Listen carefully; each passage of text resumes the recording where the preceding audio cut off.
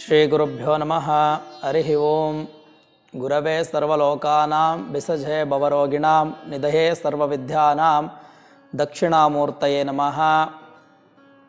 ನೂತನ ಸಂವತ್ಸರವಾದ ಕ್ರೋಧಿನಾಮ ಸಂವತ್ಸರದಲ್ಲಿ ವೈಶಾಖ ಹಾಗೂ ಜ್ಯೇಷ್ಠ ಮಾಸಗಳಲ್ಲಿ ಗುರು ಹಾಗೂ ಶುಕ್ರ ಎರಡೂ ಗ್ರಹಗಳು ಅಸ್ತವಾಗಿರುವಂತಹ ಕಾರಣ ಈ ಸಂದರ್ಭದಲ್ಲಿ ಯಾವುದೇ ಶುಭ ಕಾರ್ಯಗಳನ್ನು, ಶುಭ ಮುಹೂರ್ತಗಳನ್ನು, ಗೃಹಪ್ರವೇಶ, ನಾಮಕರಣ, ಉಪನಯನ ಇತ್ಯಾದಿ ಶುಭ ಮಂಗಳ ಕಾರ್ಯಗಳನ್ನು ಮಾಡುವುದು ಅಷ್ಟೊಂದು ಶುಭವಲ್ಲ.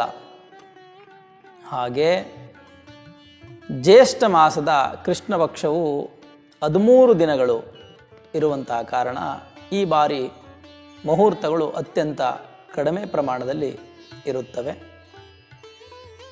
ಗುರುಗ್ರಹವು 8/5/2024 ಅಸ್ತವಾಗಿ 30/5/2024 ಉದಯವಾಗುತ್ತದೆ.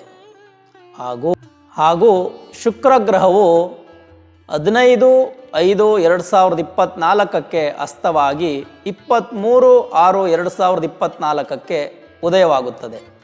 ಈ ಸಂದರ್ಭದಲ್ಲಿ ಶುಭ ಮುಹೂರ್ತಗಳಿಗೆ ಅಷ್ಟೊಂದು ಸಮಂಜಸವಾದಂಥ ಸಮಯವಲ್ಲ.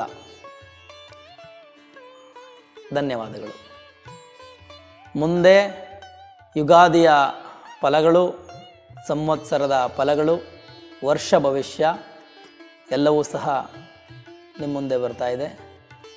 ಸಹಕರಿಸಿ. ಧನ್ಯವಾದಗಳು.